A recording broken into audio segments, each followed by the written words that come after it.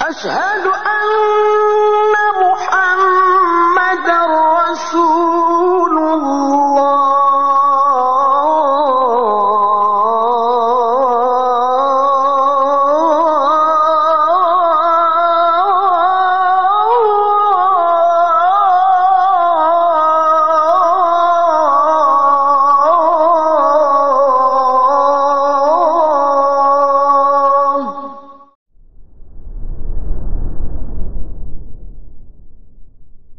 Assalamualaikum warahmatullahi wabarakatuh.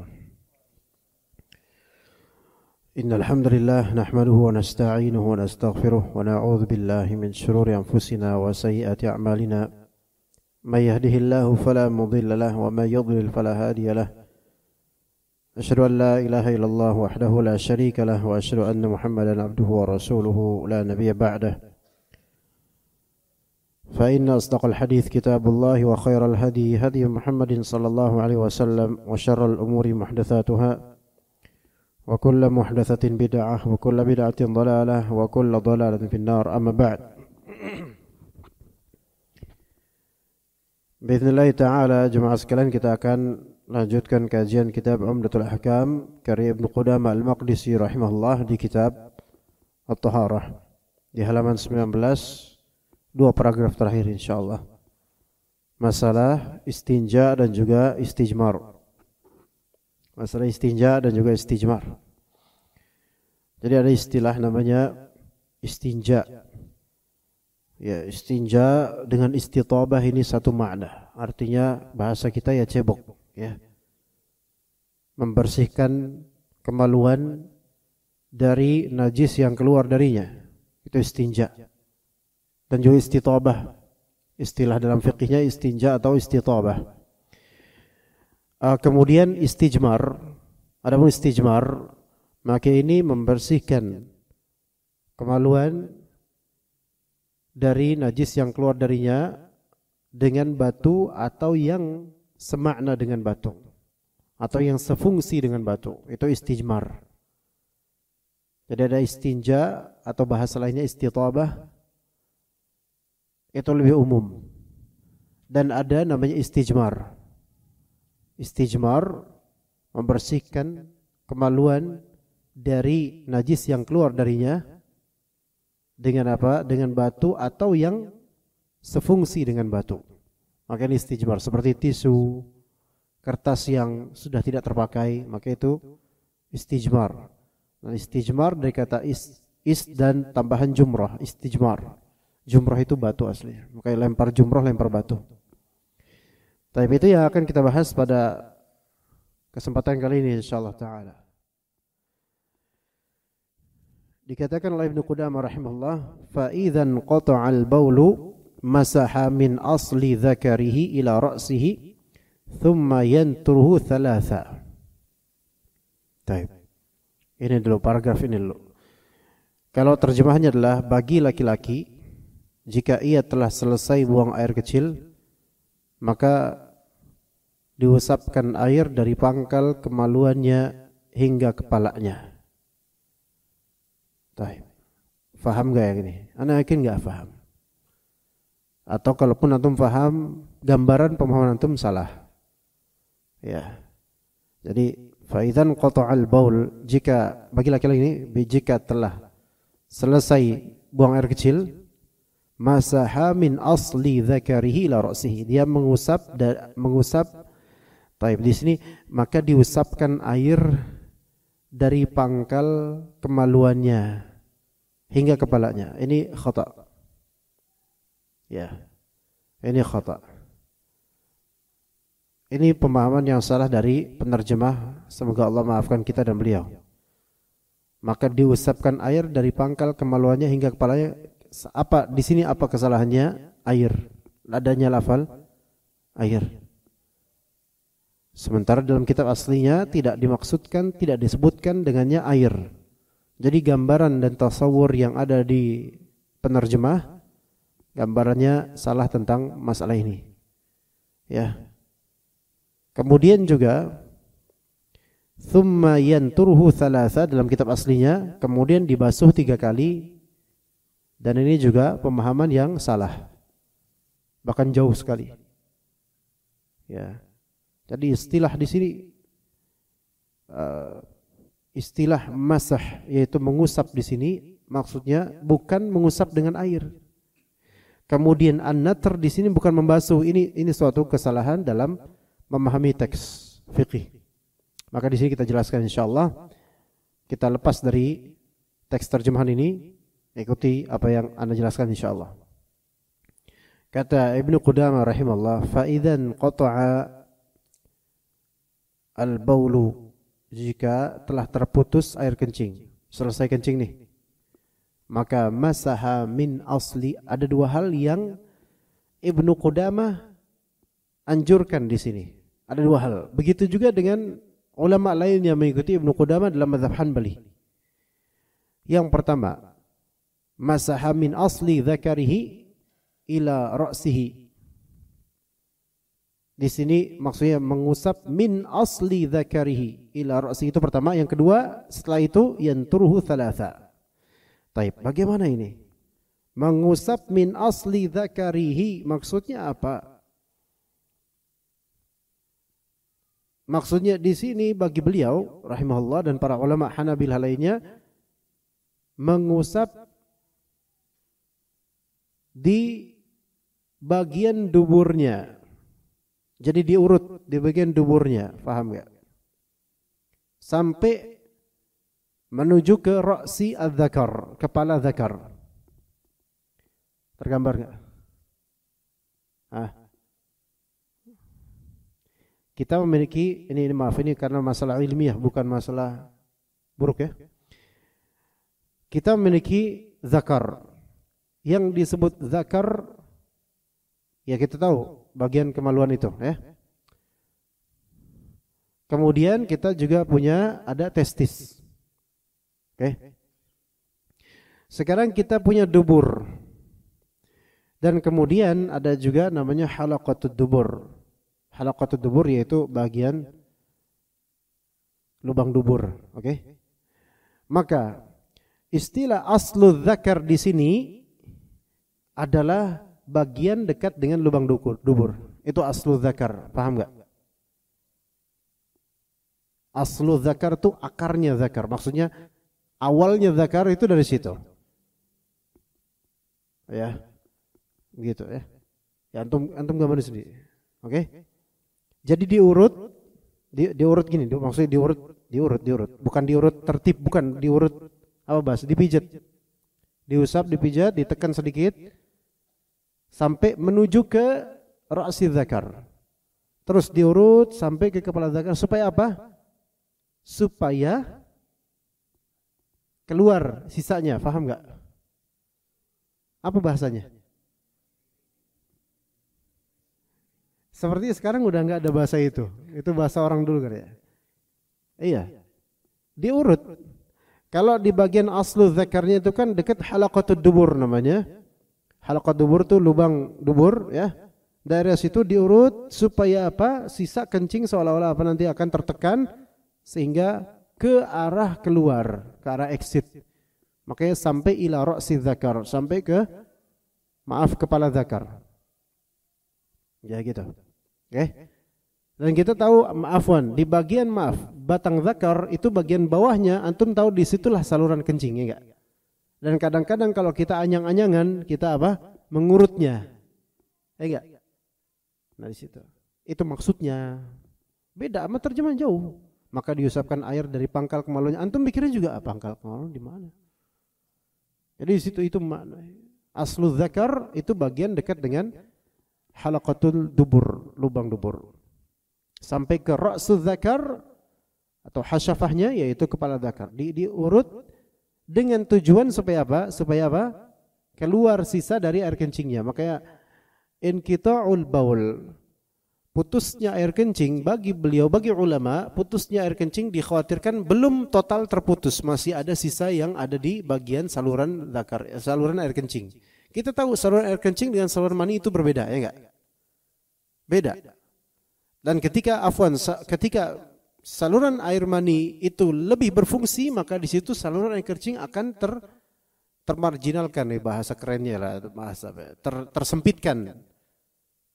Makanya ketika seseorang sedang gejolak syahwat, untuk kencing agak susah.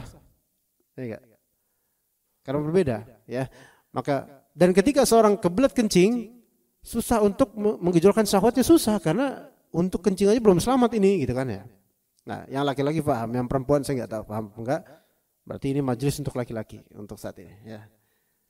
Maka itu yang dimaksud oleh Ibnu Qudamah, step pertama, masaha min asli dzakari ila ra'sih, itu makna pertama. Itu step pertama. Oke. Dan ini adalah pendapat yang sebenarnya lemah. Kenapa? Karena tidak ada riwayat yang sahih dari Nabi SAW akan ini. Tidak ada riwayat. Kalaupun ada riwayatnya dhaifah, lemah. Ya. Bahkan perbuatan ini bertentangan sebenarnya dengan kebaikan.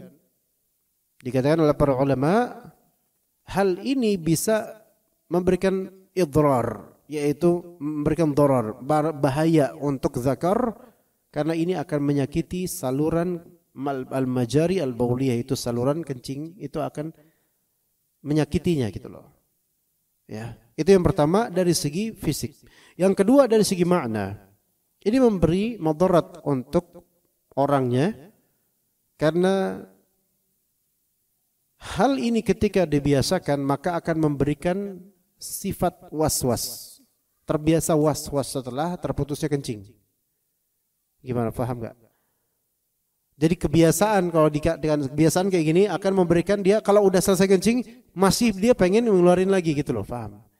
Kalau emang udah selesai kencing, selesai sudah, nggak usah diusahakan agar ada yang keluar dari sisanya. Ini. Jadi pendapatnya beliau di sini, adapun riwayat tentangnya, riwayat dari Nabi, maka athar tersebut dhaif, lemah. Dan juga selain itu, secara maslahat madarat, maka pandangan ini bermadarat. Baik madarat untuk fisik zakarnya, yaitu saluran kencingnya, atau madarat dari segi qalbunya, yaitu membiasakan diri dengan was-was. Sementara dalam Islam prinsipnya adalah kalau yakin, nggak usah diragu-raguin. Kalau putus pipisnya udah. Ya, itu step pertama. Step kedua kata beliau, thumma, setelah mengusap bagian dari dekat lubang dubur itu menuju ke kepala zakar, thumma, yaitu yanturuhu thalathan. Diterjemahkan di sini dibasuh 3 kali, salah. Ini ada istilah namanya an-natr. Istilah namanya an-natr. Ya. Dan natr itu bukan membasuh. Ya. An-natr adalah tahrikul insani dzakarahu minad dakhili la biyadihi. Ya. Ini mungkin istilah baru dalam pelajaran baru. Belum pernah antum dapatkan ini sebelumnya, istilah natr ini. Bahasa Arab tapinya, enggak tahu bahasa Indonesia apa. Laki-laki, maaf nih, menggerakkan zakarnya dari zakarnya itu sendiri, bukan dengan tangannya. Itu natr namanya, faham?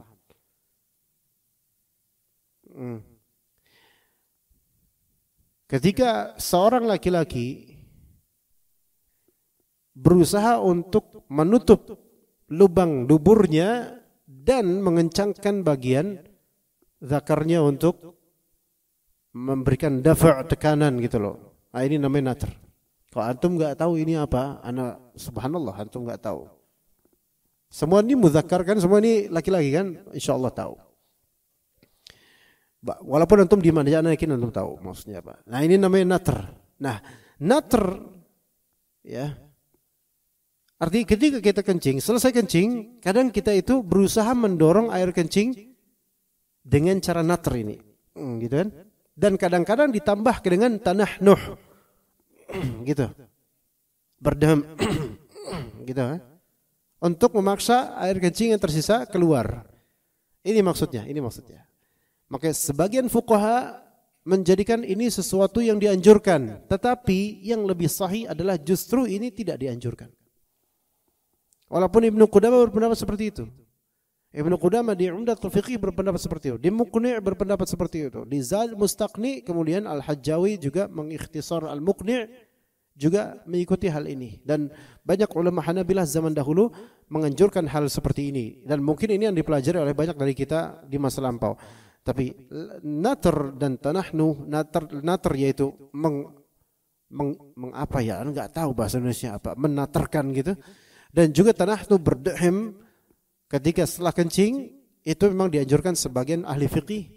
Namun yang lebih sahih adalah hal ini tidak ada dalil khusus tentangnya. Dan justru kata Ibnu Taimiyah, an-natru bid'atun wa laysa sunnatan. Natar setelah kencing itu suatu kebid'ahan dan bukan suatu sunnah. Ketika kapan menjadi bid'ah? Ketika apa? Ketika dia menganggap bahwasanya kencing ini belum terputus sehingga harus dinatarkan, maka itu menjadi suatu kebid'ahan. Paham? Tapi kalau misalnya dia menatarkan ini enggak ada sisi religiusnya, dia hanya ingin ya mengeluarkan saja tanpa bermaksud untuk was-was, maka ini apa? Ini bukan kebid'ahan. Dan yang terjadi pada banyak dari kita, terutama bapak-bapak ya, udah terbiasa dari awal diajarin supaya natar ketika di akhir kencing, dan tanahnu harus keluar semuanya, karena merasa kalau belum keluar nanti ada khawatir gini-gini. Ini yang disebut was-was. Coba latihlah hal ini, tidak perlu dilakukan. Selesai pipis, kalau emang sudah tidak keluar lagi, maka sudah, nggak usah dipaksakan untuk terus sampai habis. Kecuali kalau kondisinya dan dikecualikan. Kondisi seseorang ini mempunyai penyakit, yang mana dia memiliki mungkin salasul baul yaitu kencing berantai, atau lagi anyang-anyangan. Dan anyang-anyang ini paling meragukan ini, karena pakai cara apapun kan, dengan cara yang tadi, yang pertama yaitu ditekan, kemudian cara yang kedua dinater sampai berdehem-dehem, hanya setetes yang keluar. Jadi kondisi anyang-anyangan mungkin masih diberi uzur karena itu kondisi sedang sakit dan ada masyaqqah, kesulitan di situ. Tapi ala kulli hal, kalau misalnya kita kencing, kita tidak perlu memperhatikan keraguan-keraguan seperti ini sehingga harus melakukan masah tadi dan juga natar tadi dan tanahnuh. Ya seperti itu. Kalau antum sekarang perhatikan terjemahan dengan apa yang dijelaskan, enggak ada nyambungnya sama sekali.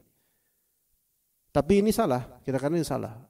Semoga Allah jaga penerjemah. Ya, beliau mungkin pemahamannya beda, tapi ini salah. Jelas ini salah. Kalau antum pahami pun, ini gimana mas ya? Usap pangkal kepalanya dibasuh 3 kali gitu. Enggak. Bukan itu. Natar itu bukan itu, seperti itu, ya. Kemudian yang berikutnya, wala yamassu dzakarahu biyaminih. Wala yatamassahu biha. Hendaknya seseorang tidak menyentuh kemaluannya dan tidak mengusap kemaluannya dengan tangan kanannya. Hal ini terlarang. Dengan hujjah yang pertama, sabda Nabi sallallahu alaihi wasallam dalam hadis yang diriwayatkan Bukhari Muslim muttafaq alaih dari hadis Abu Qatadah radhiyallahu anhu, Rasulullah SAW bersabda, la yumsikanna ahadukum dzakarahu biyaminihi wa huwa yabul. La yumsikanna ahadukum dzakarahu biyaminihi wa huwa yabul. Jangan seorang dari kalian memegang zakarnya dengan tangan kanannya dalam keadaan kencing. Ini teks hadisnya. Jangan seorang dari kalian memegang zakarnya dengan tangan kanannya wa huwa yabul, dalam keadaan lagi kencing. Ini teks. Nas dari hadis sudah jelas-jelas, ini adalah apa? Pelarangan. Tayyib. Jadi dilarang. Nah, larangan ini sifatnya makruh atau haram? Ya, sifatnya makruh atau haram? Ya, sahih adalah makruh. Lebih tepatnya makruh, tidak sampai haram. Ya, tidak sampai haram. Baik memegang atau mengusap, menyentuh atau mengusap dengan tangan kanan sifatnya hukumnya makruh. Nah, pertanyaan sekarang. Kita kan melihat tadi hadis Nabi, la yumsikanna ahadukum dzakarahu biyaminihi wa huwa yabul. Jangan seorang dari kalian memegang zakarnya dengan tangan kanannya dalam keadaan kencing. Sekarang ada pertanyaan. Larangan ini berlaku mutlak untuk seluruh konteks memegang zakar atau hanya dalam konteks pipis saja larangannya? Faham enggak jemaah? Ya. Kalau hadis kan jelas nih. Dalam keadaan pipis jangan megang zakar dengan tangan kanan. Itu udah jelas dalamnya. Cuman sekarang kan masalahnya kan kesempatan untuk memegangnya itu kan bukan hanya di ketika pipis saja. Lagi tidur, mau garuk-garuk dan seterusnya, ya kan? Mandi, bersih dan seterusnya, ya. Dan seterusnya lah, ya. Apakah itu juga masuk larangan? Kalau kita mengikuti hadis yang sifatnya muqayyad, maka kita harus hukumnya hukum muqayyad, yaitu kontekstual dengan ketika apa? Ketika pipis. Ya. Namun yang lebih ihtiyat, lebih hati-hati, maka secara mutlak kita jauhkan tangan kanan kita dari memegang zakar. Begitu. Kita katakan kalau untuk ketika pipis maka makruh, ini jelas. Tapi ketika di luar konteks pipis kita enggak bisa mengatakan makruh, tapi lebih afdal tidak memegangnya dengan tangan kanan. Adapun jika memegangnya dengan tangan kanan maka tetap tidak berdosa. Ya, cuman kurang afdal, kurang baik ya. Wala yatamassahu biha, dan jangan mengusap kemaluan dengan tangan kanannya. Dalilnya juga sama. Wala yatamassah minal khala'i biyaminih. Dan janganlah dia mengusap selesai dari pipis ya dengan tangan kanannya, jangan ya. Nah, begitu juga dengan kalau menyentuh, mengusap, maka sama juga dengan apa? Istinja dengan tangan kanan. Hal ini makruh. Hal ini makruh. Hal ini makruh. Sebagaimana hadis Salman Al-Farisi radhiyallahu anhu, seorang Yahudi bilang kepadanya, "Qad 'allamakum nabiyyukum kullu syai' hatta al-qira'ah." Nabi kalian itu mengajarkan kalian segala sesuatu sampai adab BAB pun diajarin. Maka kata Salman, ajal, betul. Laqad nahana an nastaqbilal qiblata li ghaitin aw baulin. Nabi SAW melarang kita untuk menghadap kiblat baik untuk BAB atau BAK. Aw an nastanjiya bil yamin. Jika kita dilarang istinja dengan tangan kanan. Aw an nastanjiya bi aqalla min 3 ahjar, atau kita dilarang beristinja dengan kurang dari 3 batu. Aw nastanjiya bi raji'in aw bi 'azm. Kita dilarang untuk beristinja dengan tinja, kotoran, atau dengan tulang. Enggak boleh. Nah, di sini berarti istinja dengan tangan kanan itu hukumnya makruh. Memang itu larangan, tapi dipahami oleh para ulama makruh, tidak sampai haram. Thumma yastajmiru witra. Selanjutnya hendaknya ia bersuci dengan batu istijmar ya. Dengan bilangan ganjil itu, dengan bilangan ganjil.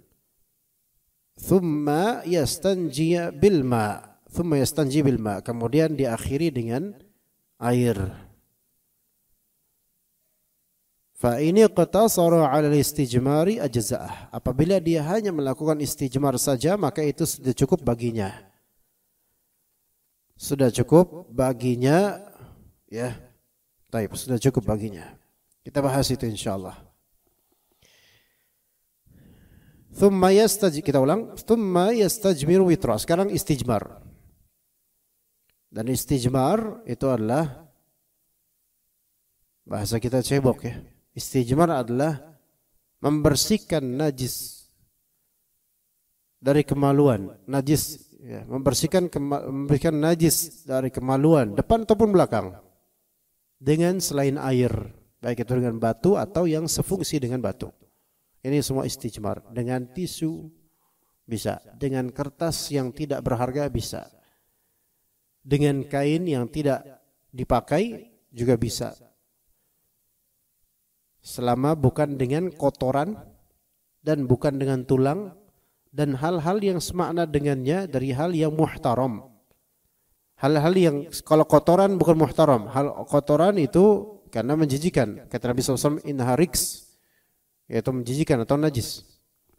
Sementara tulang juga tidak cocok, dan benda lain yang muhtaram, kalau benda lain itu muhtaram, ada yaitu ada kehormatan value, maka nggak boleh. Ya. Terutama sekali makanan. Maka ini lebih tidak boleh lagi. Itu istijmar. Hendaknya seseorang bersuci dengan cara istijmar dengan batu atau yang semakna dengannya tapi ganjil. Kata Nabi SAW, man istajmara falyutir. Barang siapa yang bersuci dengan cara istijmar, barang siapa yang istinja, barang siapa yang cebok dengan cara istijmar, maka hendaklah dia memberikan bilangan ganjil untuk proses ceboknya. Ya. Dan perintah ganjil ini oleh Nabi SAW hukumnya sunnah, mustahab, tidak sampai wajib, tidak sampai wajib. Ya. Sebagaimana dalam riwayat lainnya kata Nabi SAW, man istajmara falyutir, man fa'ala dzalika faqad ahsana wa man la fala haraja. Siapa yang beristijmar hendaklah bilangannya ganjil, siapa yang melakukan itu maka bagus. Kalau dia enggak melakukan itu ya enggak apa-apa. Berarti ini tidak sampai derajat wajib.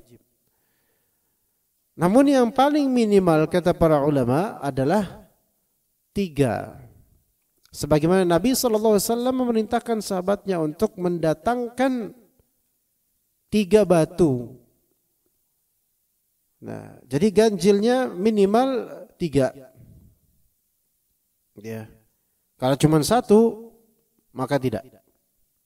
Belum sah disebut cebok, belum sah disebut istinja atau istijmar.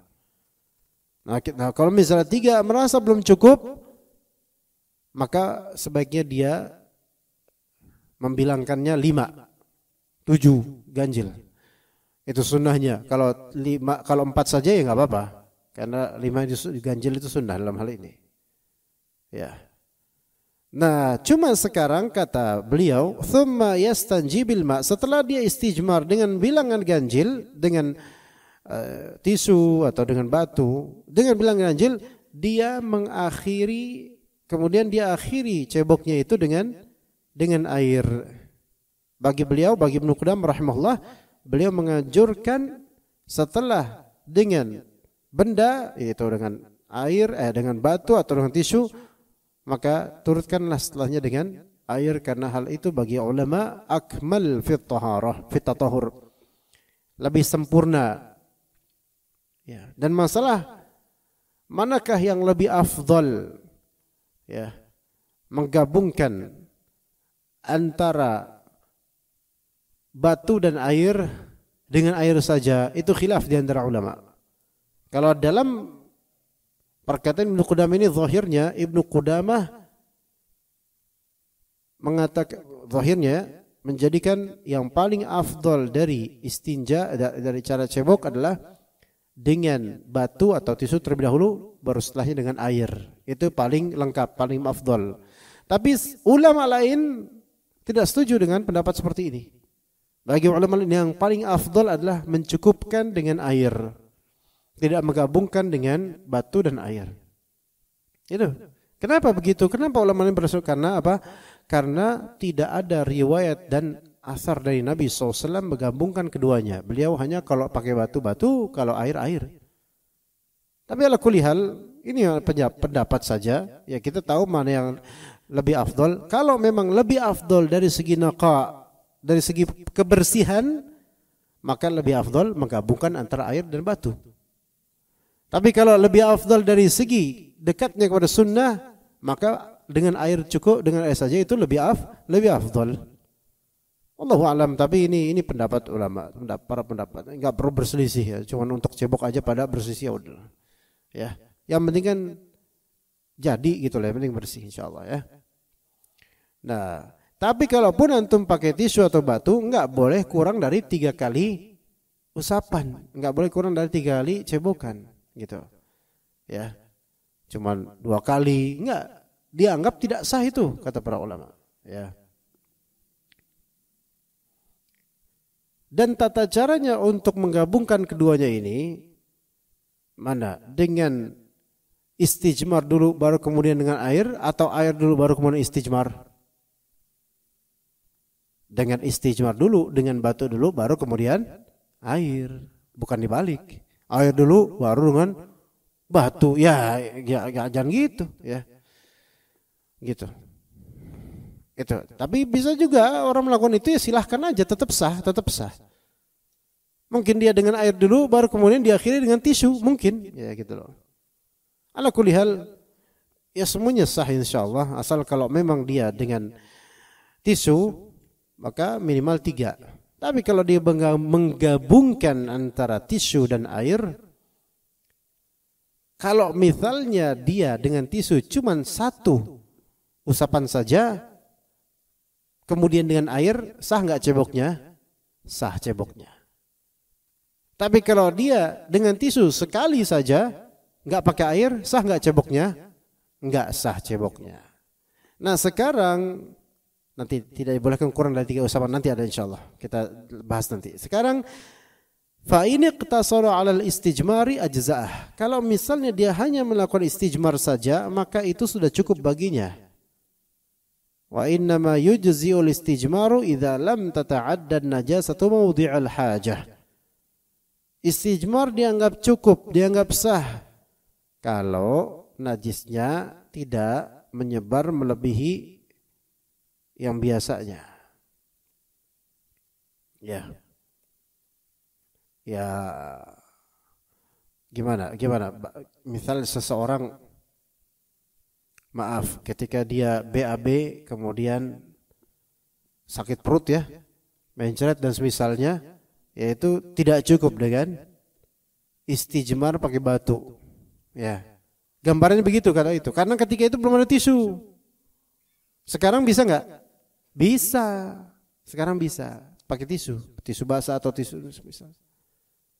Karena di sini maksudnya istijmar boleh dilakukan selama najisnya yang keluar dari badan kita itu, yang dari kemaluan kita itu tidak, maaf ya bahasanya, beleweran gitu loh dari tempat-tempat yang normal gitu loh. Kalau cipratnya kemana-mana itu, ya gimana? Kajian kali ini agak nggak enak bagi antum atau gimana? Kalau ana sih biasa-biasa aja, karena udah biasa bahas kayak gini. Ya. Maka kalau bagi ulama, sebagian ulama, kalau memang kasusnya dia itu dalam keadaan sakit perut, mencret dan misalnya, dan kemudian tinjaknya itu kemana-mana dari bagian tubuhnya, maka jangan istijmar, pakai air. Gitu. Tetapi kalau kita melihat illatnya, sebenarnya pakai tisu sekarang bisa. Semua bagian itu terarsir sampai bersih, bisa sebenarnya. Karena di zaman dahulu belum tercetus ide tisu. Ya pakai batu dulu. Lah kalau misalnya pupnya sampai ke paha-paha, susah diarsir pakai batu, gimana caranya? Batu apa? Hah? Batu alam?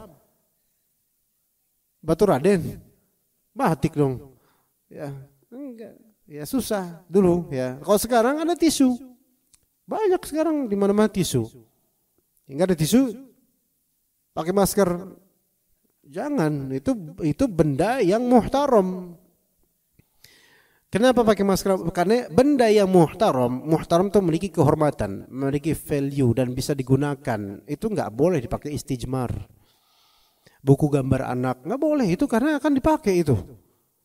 Kemudian apalagi buku, ya, tas, nggak boleh. Hal-hal yang sudah nggak guna, misalnya Yellow Pages tahun 1990, nah itu silakan gunakan karena nggak ada manfaatnya lagi. Tahu Yellow Pages Pak? Yang tua-tua harus tahu itu. Kalau yang muda-muda udah nggak tahu apa itu Yellow Pages. Ya. Atau koran-koran zaman bahala itu boleh. Tapi kalau buku yang masih dipakai maka nggak boleh karena muhtaram. Kemudian kata Ibnu Qudamah, wala yujzi'u aqallu min 3 masahatin munaqqiyatin. tidak dibolehkan kurang dari 3 kali usapan yang munaqiyah. Ini kurang terjemahannya kurang. Yang sahih gini, tidak cukup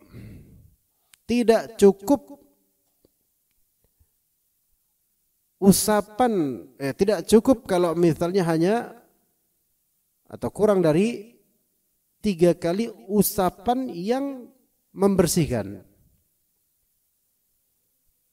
Usapan yang membersihkan. Dan ini pendapat mazhab Hanbali dan juga mazhab Syafi'i dan kebanyakan ulama, ya, bahwasanya minimal 3, kurang dari 3 kali usapan membersihkan. Usapan di sini usapan yang benar-benar membersihkan, berusaha membersihkan, bukan usapan biasa doang, usapan yang memang dimaksudkan untuk membersihkan. Maka kalau kurang dari itu nggak cukup. Ini berlaku baik untuk BAK maupun BAB. BAK misalnya yang perlu untuk diusap ketika istijmar adalah bagian kepala zakar. Ya, bagian kepala zakar. Ya, maaf, bagian keluarnya itu. Nah, itu minimal 3 tuh. Baik, bagaimana kalau misal ternyata pipisnya ini bleberan dan arahnya ke 4 mata angin misalnya atau gimana, kemudian belepotan ke bagian zakarnya itu juga terciprat 3, kita nggak tahu namanya keadaan kan kadang-kadang nggak terprediksi namanya pipis itu, ya. Makanya seperti ini kalau pakai batu nggak bisa, pakai air. Seperti tadi baru bisa melakukan istijmar kalau misalnya najisnya tidak menyebar melebihi yang biasanya. Tapi kalau najis melebihi yang biasanya, ini nggak bisa dibersihkan dengan batu. Bagi para ulama zaman dulu, sekarang sudah ada tisu. Maka kalau misalnya seseorang pipisnya itu berauran kemana-mana, kemudian terkena, bagian testisnya, bagian ini kena itu tetap bisa istijmar dengan tisu, bersihin semuanya, yang penting hilang itu.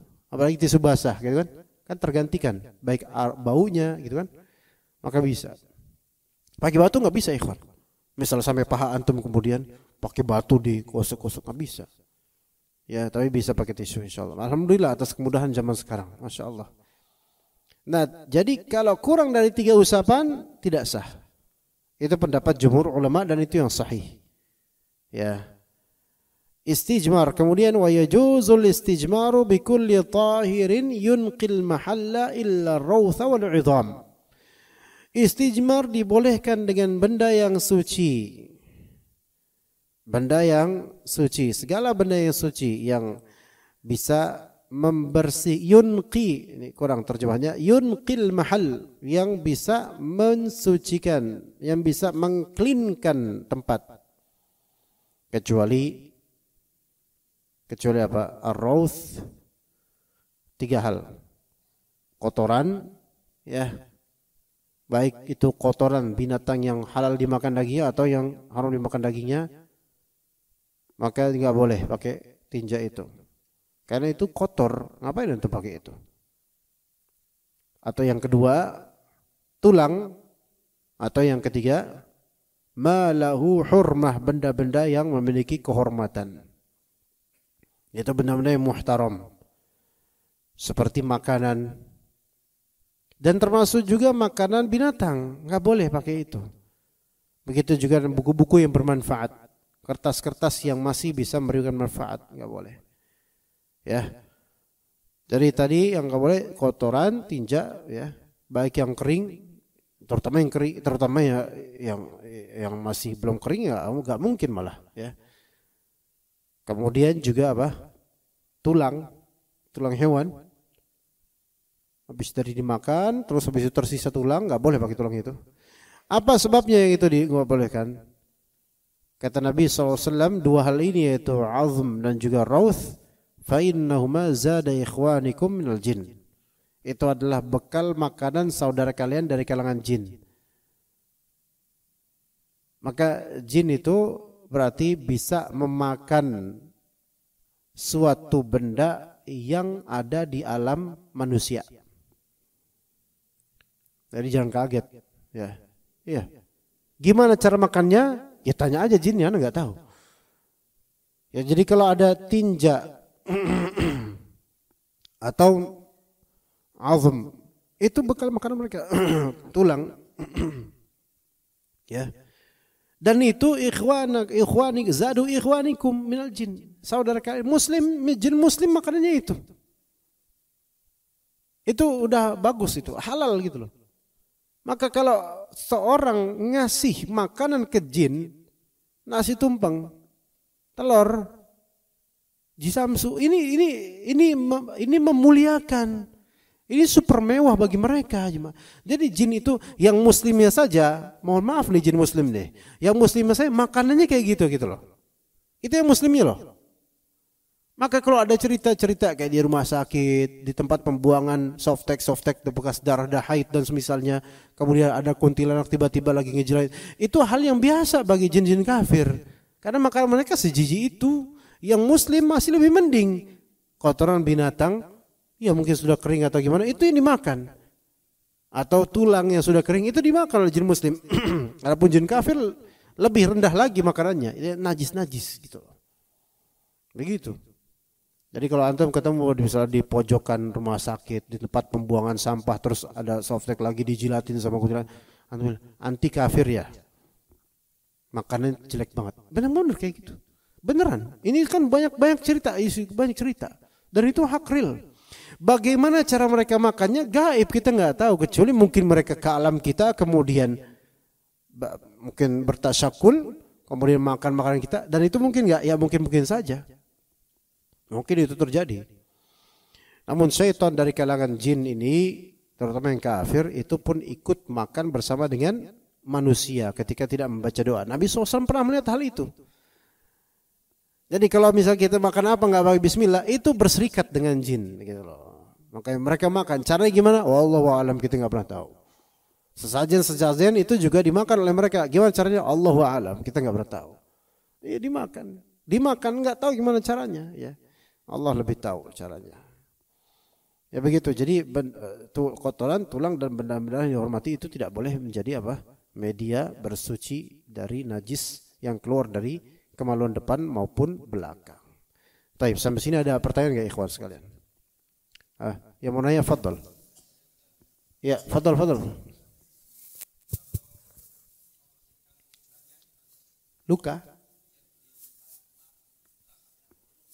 Lukanya di bagian mana? Anda enggak tahu luka. Ya, taib. Kalau membersihkannya dari itu dengan air enggak bisa. Dengan air nggak bisa. Dengan tisu? Dengan tisu nggak bisa. Baik. Maka diberi uzur dengan air perih. Nah, perihnya ini apakah hanya terasa perih biasa atau bisa bermadarat untuk penyakit di situ? Menambah penyakit ya. Maka diberi uzur. Dia tidak cebok pun Allah mudahkan urusannya insyaallah. Seperti itu. Ya, kita azan dulu. Baik, ada soal lagi dari ikhwan? Fadhal. Ada soal? Ada soal pertanyaan. Assalamualaikum warahmatullahi wabarakatuh. Bagaimana jika kami ingin berlama-lama dalam berdoa, terutama dalam sujud di saat solat? Apakah boleh mengambil lafal dari bacaan zikir pagi atau zikir petang yang dibaca dalam sujud saat solat? Mohon pencerahannya Ustaz. Taib. Zikir atau doa di ruku' dan di sujud, terutama sujud, itu mustahab, dianjurkan.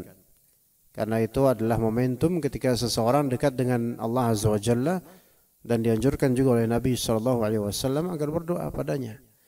Dan ruku' dan sujud tempatnya zikir dan doa. Makanya dimakruhkan untuk membaca Al-Quran di ruku' dan sujud. Maka seseorang dia silahkan memilih doa yang dia inginkan atau hajatnya dia utarakan di ruku' terutama sujudnya. Nah, sekarang pertanyaannya, apakah boleh dia mengiktibas atau mengambil doa-doa yang dia hafal dari doa di konteks lain? yaitu seperti zikir pagi petang atau doa-doa di konteks lain yang mana maknanya itu dia faham dan juga bisa dia masukkan ke doa sujud atau ruku. Apakah boleh itu? Itu boleh dengan syarat pertama, dia tidak menjadikan itu sebagai sunnahnya, yaitu sebagai rutinitas. Harus dengan doa itu terus, enggak. Agar tidak menjadikan ini sebagai tandingan untuk doa yang masyru', doa yang disyariatkan di ruku dan sujudnya. Itu yang pertama. Yang kedua, dia tidak meniatkan itu sebagai pakem ibadah. yakni dia tidak menjadikan doa ini sebagai doa sujud dan ruku'. Artinya ini memang bukan doa sujud, bukan doa ruku'. Ini doa yang saya hafal saja, makanya pas banget momentum sujud saya doa dengan doa ini. Serupa dengan yang pertama itu ya, yaitu tidak menjadikan ini sebagai doa yang memang rutin dan tidak menjadikan doa ini sebagai doa yang dimaksudkan di dalam sujud terus gitu loh. Itu. Ya. Misalnya apa? Dia suka dengan doa yang misal Allahumma inni as'aluka al-'afwa wal-'afiyata fid dunya wal akhirah sampai akhirnya, dia suka dengan doa itu. Terus ketika dia sujud, dia pengen doa itu karena lagi butuh, misalnya lagi butuh selamat, lagi khawatir, lagi gimana. Dia doa itu. Di rukunya atau di sujudnya terutama. Fadhal. Tapi dia harus ingat bahwa saya itu asalnya adalah pengambilan dari doa di konteks lain.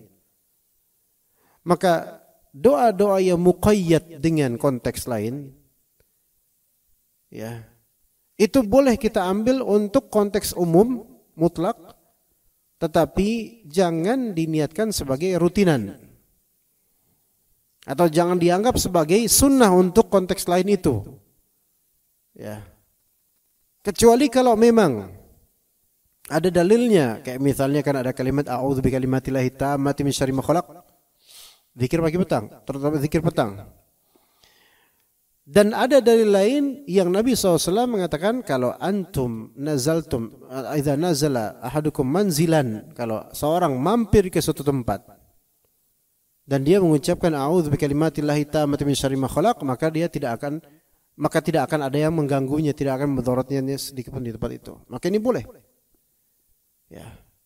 Nah sekarang kalau misalnya kita enggak singgah di tempat apa, tapi kita lagi khawatir aja tiba-tiba, maka boleh kita mengucapkan doa yang maknanya seperti itu. A'udzu bikalimatillahi tammati min syarri ma khalaq, karena khawatir ini ada sesuatu, kayak saya khawatir kena mar bahaya gitu, ya boleh juga.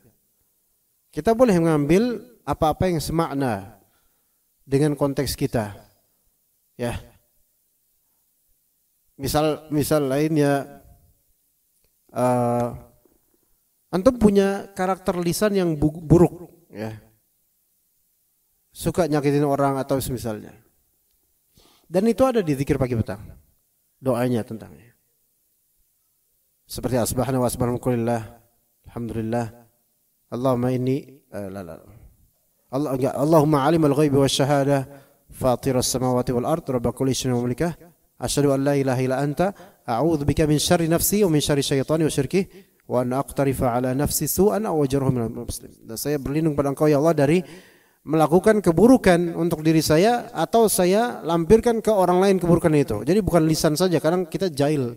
Ada orang tuh jahil gitu loh. Sampai mau sholat pun dicoel temennya gitu. Sampai yang enggak kenal juga dicoel dia, yang sebelah sana dicoel gitu. Ada orang mentalnya kayak gitu tuh. Dan dia pengen nyembuhin itu. Tapi ini lagi zuhur. Waduh, boleh nggak ya saya pakai doa ini? Boleh, karena semakna. Cuman jangan antum anggap bahwasanya ini adalah doa untuk ini terus, enggak. Ya antum minta aja sama Allah, wa ana aqtarifa ala nafsi su'an aw ajrun muslim. Jangan sampai saya berbuat keburukan untuk diri saya sendiri atau saya julurkan keburukan itu ke orang lain, baik dengan lisan, tangan, tulisan, tendangan dan seterusnya. Maka boleh seseorang mengambil doa-doa dari manapun yang makna baik baginya untuk sujudnya, silahkan. Baik itu zikir pagi petang atau lain. Tapi dia tetap menganggap ini aslinya zikir pagi petang. Dan saya tidak dalam konteks zikir pagi petang. Saya hanya mengambil yang semakna dengan itu, maknanya yang baik gitu loh. Seperti itu. Ada pertanyaan dari ikhwan? Dari ikhwan? Ya, fadhal. Istijmar.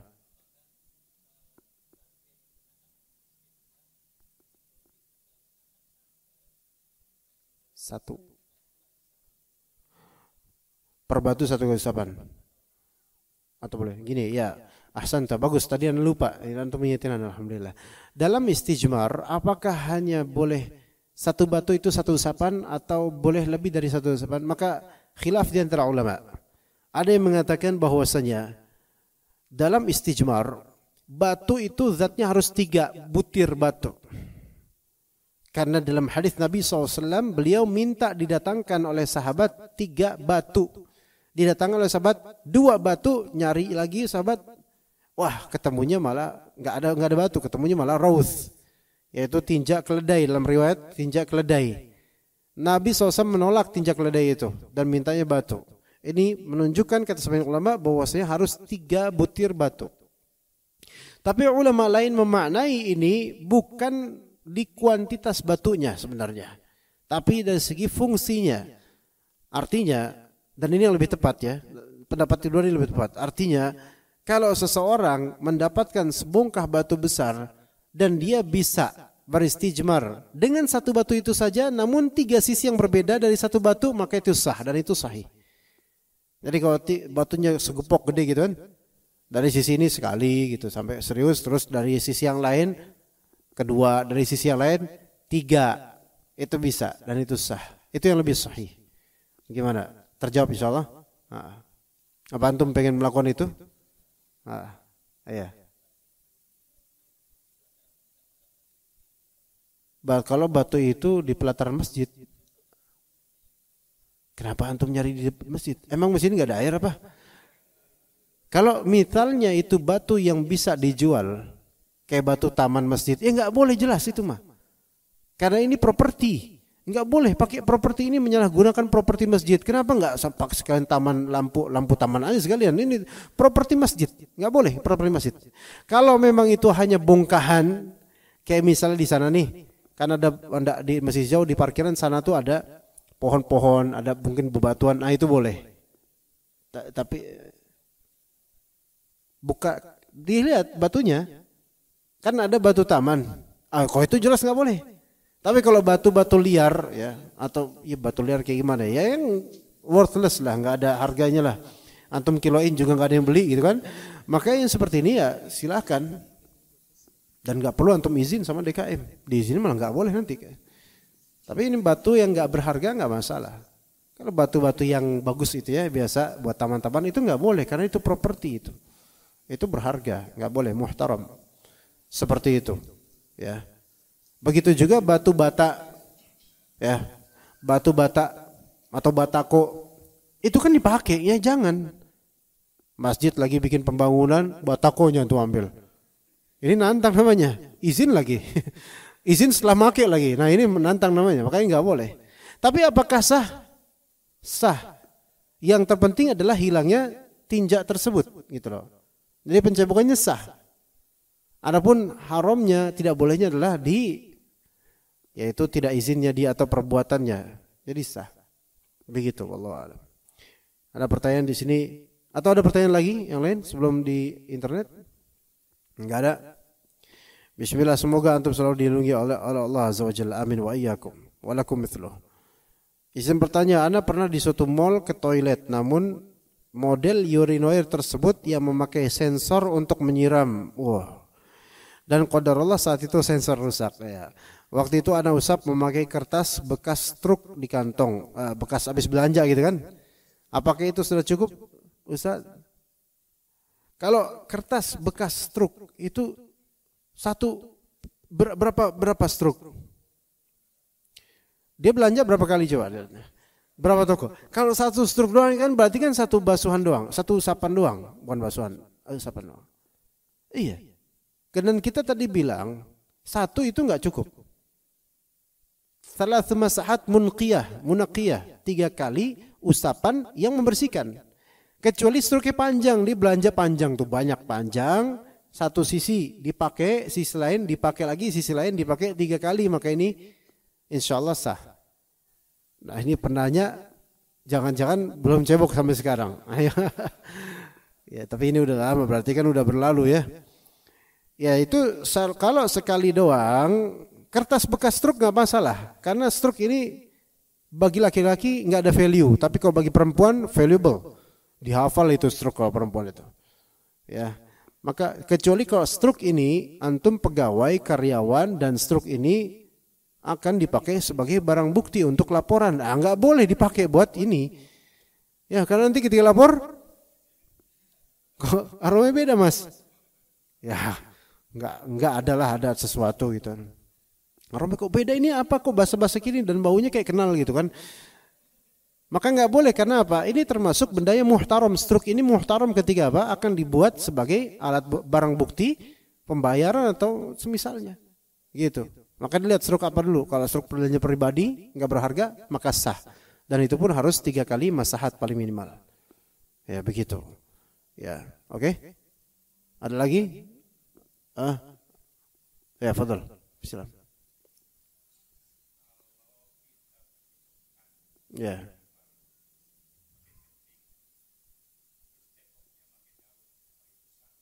Ya.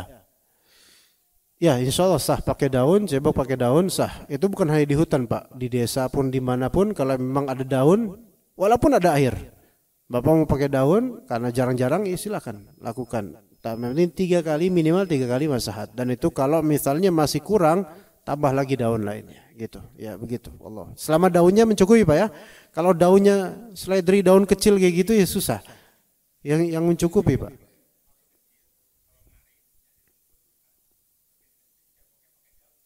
Oh berarti Bapak sudah telah menerapkan fikih mazhab Hanbali sejak kecil. Alhamdulillah. Ya taib. Cukup sekian insyaallah. Barakallahu fikum jami'an. Wa sallallahu ala nabiyyina Muhammad wa ala alihi wa sahbihi ajma'in. Subhanakallahumma bihamdika asyhadu an la ilaha illa anta astaghfiruka wa atubu ilaik. Assalamualaikum warahmatullahi wabarakatuh.